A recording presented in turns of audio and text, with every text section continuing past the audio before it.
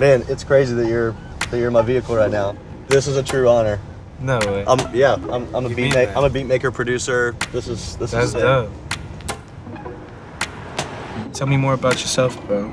So I've been making beats since I was like 11 years old.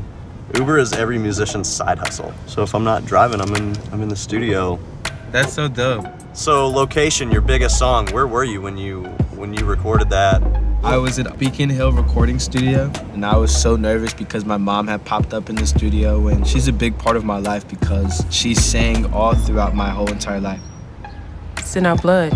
He has the voice, and he has the writing skills. But when he got here, they just put their arms around him. The love here is unconditional. They're going on this ride with him because this is El Paso's son. Thanks for being with me today. Would you mind if I got to play some of my stuff? Dude, I would love to hear it. So anyways. So cool. Actually, do you wanna come into the studio with me right now? Let's do it. All right. Let's go. All right, done.